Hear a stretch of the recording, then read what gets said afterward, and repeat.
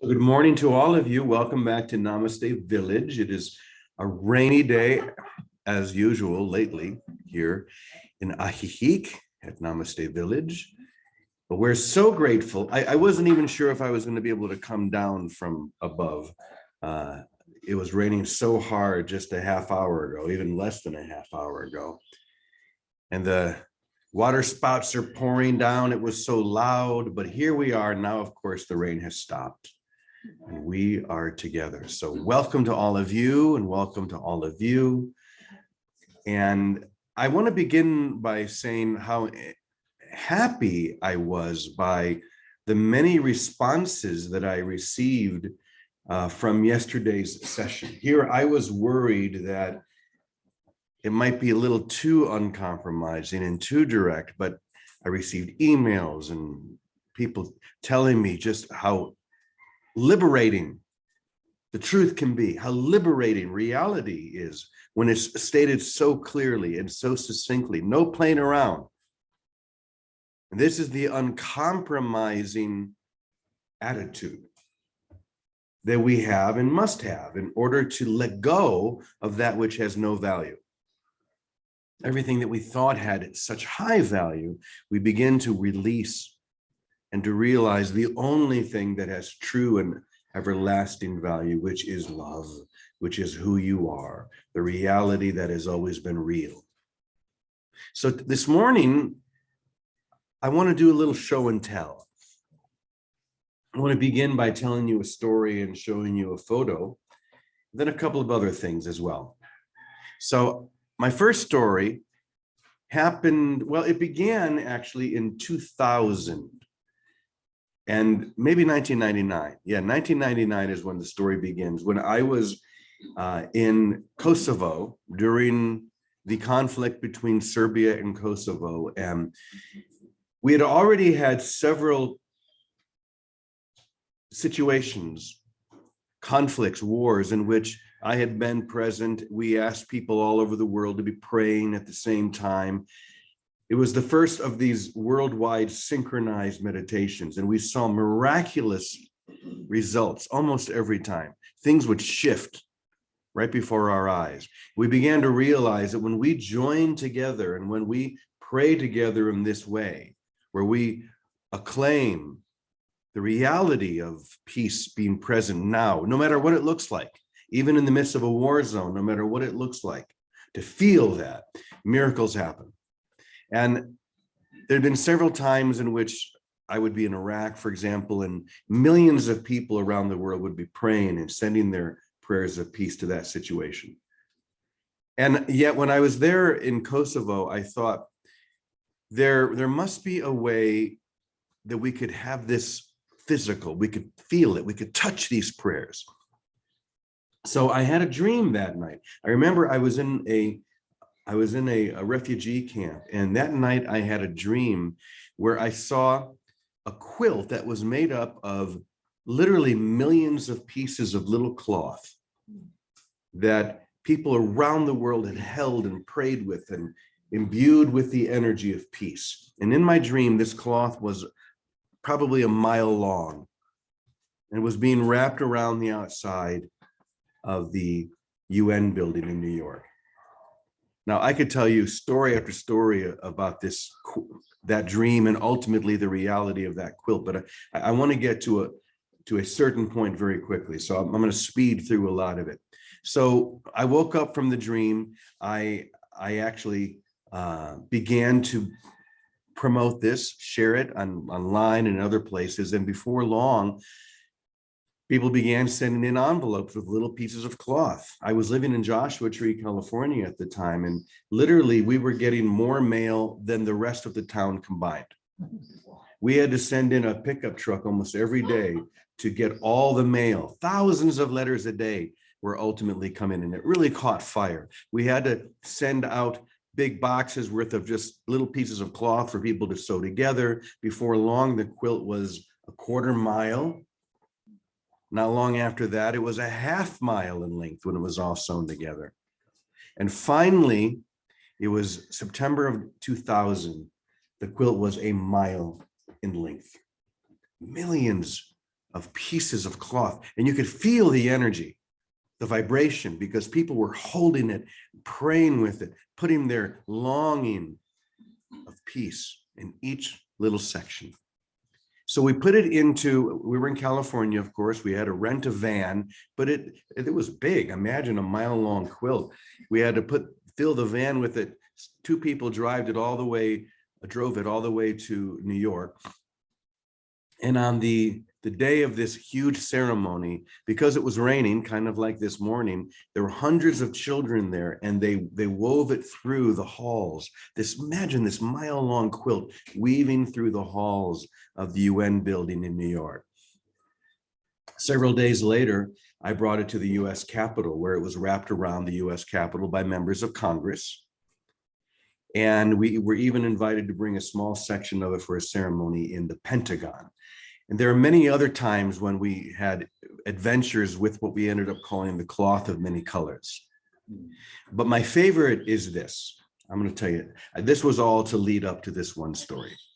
So I was doing a concert tour across the US. I remember it was 64 concerts in 64 days.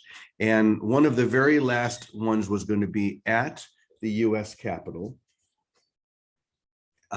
On the lawn. It was a beautiful day. We had a permit to do the concert there. There were many people who were coming for this. And someone in the Washington, D.C. area had a very large section of that original cloth of many colors. So I had this thought, wouldn't it be great if we put it on the ground in the form of a huge peace sign? And we did the concert inside the peace sign. So we all got to work. We wrapped, it was huge. It was at least from where I am to that back wall, probably about that big. And there were hundreds of people inside that peace sign. We did the concert. We did these prayers of peace. Then we wrapped up the quilt, and my friend and I went on. The next day, the next morning, we received a very angry phone call from the US Capitol Police. Because when they came in the next morning, the sun had come up. They saw something on the ground where we had been the day before that hadn't been there. The peace sign that we had put on the ground had the ground where it had been. The grass overnight had grown longer and greener than the rest of the lawn, leaving this huge green peace sign on the US Capitol lawn. And they were so angry, and they had to do whatever they could very quickly to get rid of this peace sign, because it was giving the wrong message in their opinion. So I want to show you something here. I'm going to put something up on the screen. This is a picture of the US Capitol Police with that peace sign. This was actually taken by Dennis Kucinich's wife. Do you remember Dennis Kucinich? Yes. And this is up on the steps of the Capitol. And you can, if I move this around, you can actually see. Do you see that? And there's that's where the quilt was the day before.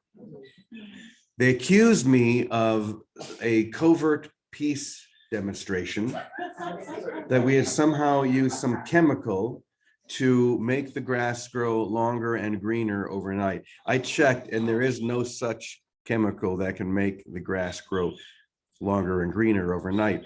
And the interesting thing about this is that in their determination to get rid of this peace sign as quickly as possible, they realized the only way that they could do it is by refertilizing the entire lawn, so that the entire lawn would become as green as that peace sign. Isn't that funny? So this is what I call the miracle of the Capitol peace sign. So I just came across this photograph this morning, and I thought, well, this could work very nicely with our session today. So obviously this quilt What had date energy. was that? What date was that? I don't remember. Sorry. But ultimately this quilt, which I still have a big part of it back in Portland, had a frequency and energy. It was a thing. It was something that seemed to have value. But I began to realize this morning, especially, that value is what we make of it. Value is what we give to something rather than what is in it. So I want to show you a couple of other things that you could say has value or history, or maybe even the opposite. So this, if I can hold this up, this is something that I have upstairs. And anyone later who or here at Namaste, if you want to come up and see this, this is a 2,000-year-old crucifixion nail. This is a Roman crucifixion nail. It's very possible that this had been used, because for the Romans at that time, crucifixion was a daily thing. And there were only so many nails they could use. So this is actually a Roman crucifixion nail. This, I went through a period where I got really into Roman artifacts. This is a Roman spearhead. It's very rusted. It's probably about 2,000 years old or so. We could look at these two things if we want and see them in a very different way than that quilt that was on the floor, on the ground rather, of the US Capitol. We could say this has a very different energy, and it would be so. But is it so because it truly is different, or because this is the decision that we are making about it? Here's one more thing for my show and tell. I'm going to put this a little bit closer. This is an actual marble bust, a Roman marble bust, probably 2,000 years. It's beautiful. If you come up and see it later, the hair is exquisite. The way the hair was carved. I mean, this is an incredible, this should be in a museum. And so I brought these down here, all of these things, and told this story to make a point. That whether it be a good story, a bad story, a good object, or what we call to be a bad object, it's all in the mind. It's all the decision that we make. So that being said, I want to read something that might bring this point out a bit more clearly. You have become so devoted to your temporary form that you've lost sight of what true devotion brings. What true devotion brings. It brings freedom. While devotion to your temporary form, whether it be something that happened yesterday or 2,000 years ago, while devotion to your temporary form or your body and your identity ultimately brings misery, the devotion to your body or your identity will ultimately bring nothing but misery. If you're devoted to it, if you think it has total value, if you believe that this is who you are. If something you value is lost, you experience sadness until you realize the valuelessness of the thing you lost. Imagine losing a diamond ring you were told had great value. The loss you feel will be based on the value you placed on that object, nothing more, nothing less. But what if the person who gave you the ring confessed that it wasn't a diamond at all, but a worthy imitation?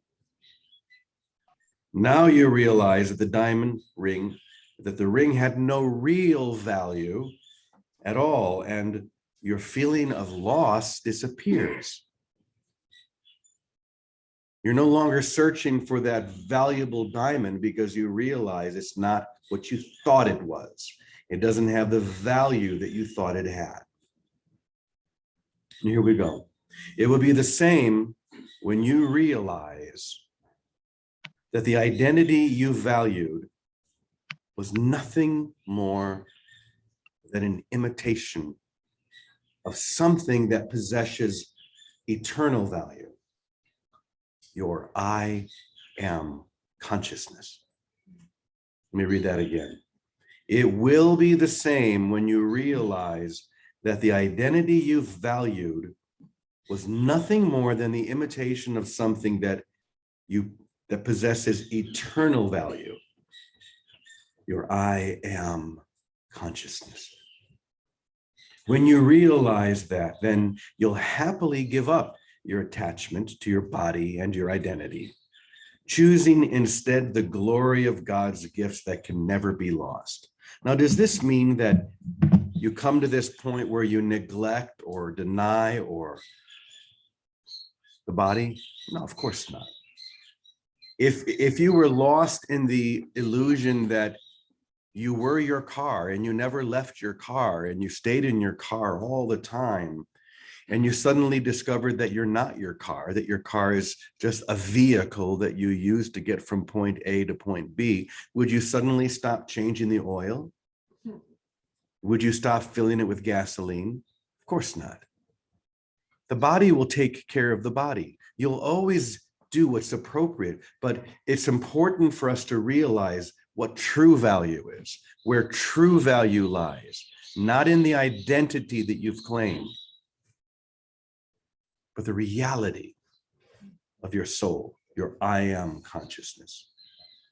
So whether it be a 2,000-year-old marble bust or a crucifixion nail or a quilt that leaves a peace sign on the US Capitol lawn, none of them are as valuable as the truth of who you are and who you will always be. Love itself. Love itself. So I'm going to turn to Vicky now. I think Vicky's out there. And I set it up perfectly with those final words, love itself, because I know that's where you're bound to go anyway. So Vicky, take it away. Good morning, Brother James. Good morning, everyone. And I seem to be on my own this morning. All our family is gone home, but I had a little something that I wanted to add to the show and tell. And first, though, I have to say I did have and still do have a quarter mile of the peace cloth that we took all around. Of course, you know we did, all around to the local schools here and churches years ago. But what occurred to me as you were sharing, James, was that one of the gifts that we may not recognize, and that I had a great opportunity to recognize on the wedding on Sunday, was the invisible presence that happens when we all join. And when we join in a sacred circle, and that's what we do, of course, here every day, that's what a wedding is, to recognize the sacred joining of love. And what I realized is, and there was a point in the wedding, we were all dancing in a circle, and I looked around and it made me cry to realize there's so much more going on than I know consciously. But I was getting a hit on it in my heart. And I realized that this power of joining around our sacred being, around our I am presence, around the unconditional love that we both are and commit to through the forms of one another, has a wider range than anything we're physically witnessing. And it overcame me like a revelation. And then this morning, one of the women there is kind of like a local shaman. She's a drummer. And about 10 years ago, we had one of the things, the events we were running at the house was a 21-day sacred circle around this drumming, this shamanistic drumming. And at that first call of the drum happened to be my nephew Jesse and one of my students, she was from Vietnam, Annie. And they met there. Now they were both around the house, but somehow hadn't come together to meet. But somehow, and they neither of them ever came to the Course in Miracles events we ran, but they came to this one. They met and became married, and then eventually I married them. Another person at that event, I don't know, Leslie, if you're here today, but Leslie was at one of those drumming circles, and I later married her to Tom. Anyway, I have to show you these two pictures because this picture, let's see if I can make it big, is a picture of my nephew Jesse, his daughter Kiera. Whoops, I might get rid of that. His daughter Kiera, who was the flower girl for the wedding. Oh, I can't say. So it's a picture of Jesse, my nephew. Kiera, by grace, became the flower girl. She's the daughter of the sacred union of Jesse and Annie.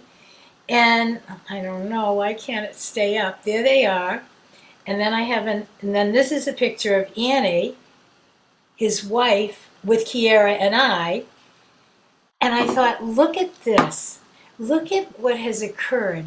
That the child, you shall be led by a little child. A child who strew the flowers, the rose petals, that they were to walk on. That's the symbol of walking on earth as we do in heaven.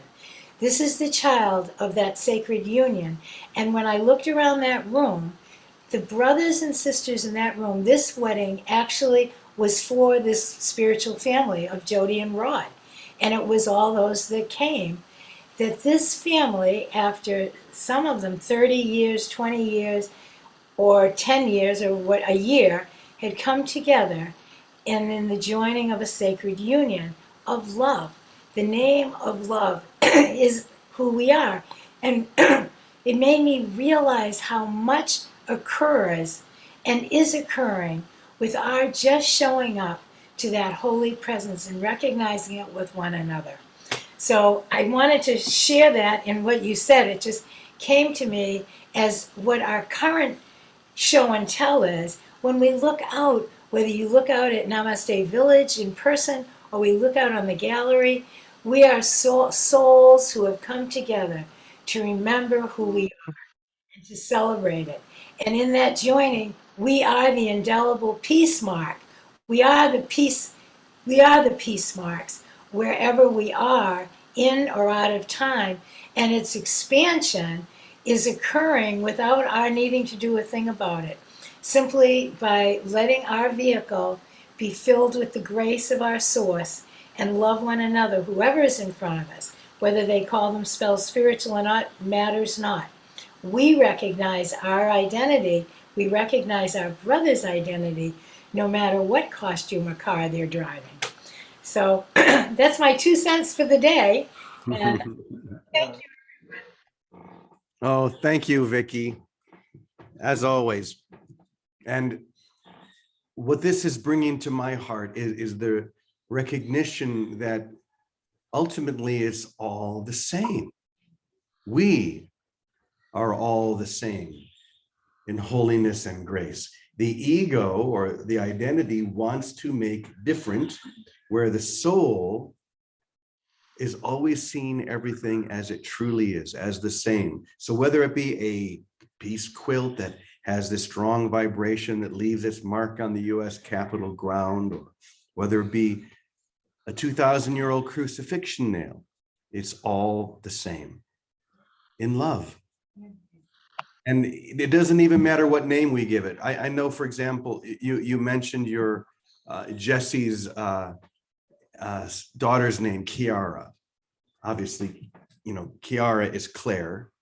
So I like to have Claire always right next to me. Someone asked me the other day, well, who is this nun next to you all the time? That's St. Clair.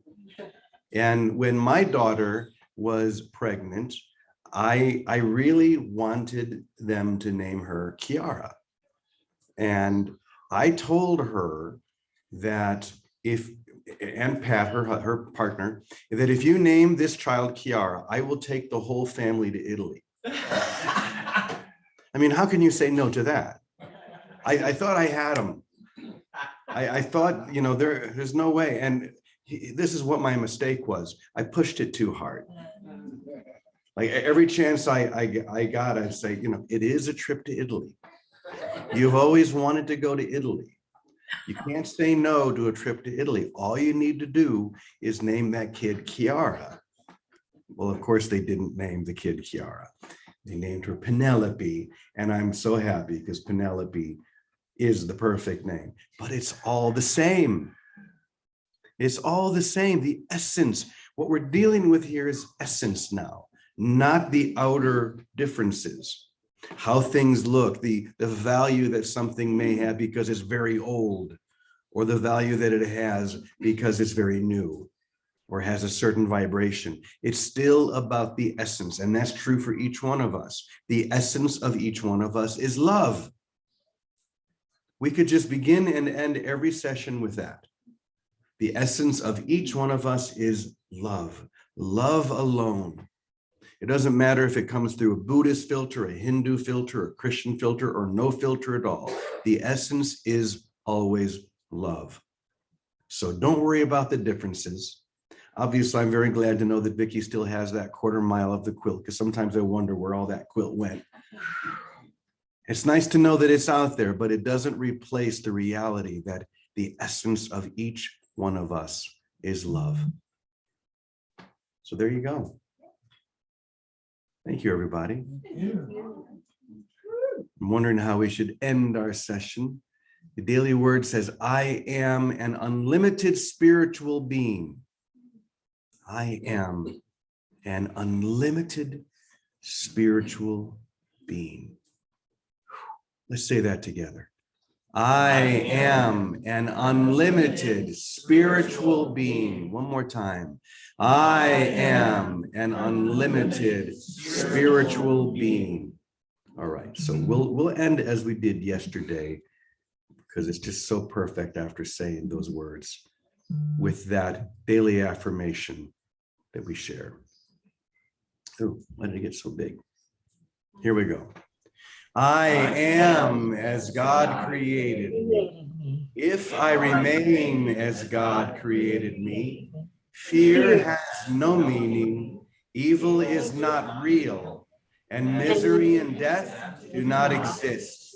I am as God created me. And so it is. So it is. Thank you, everyone. Thank you. Another beautiful way to start off a rainy morning. I hope the sun is shining wherever all of you are. I love you all. Hi, Leslie. I love you all. Beautiful day, everybody. Thank Good you. morning. See you tomorrow. See you tomorrow.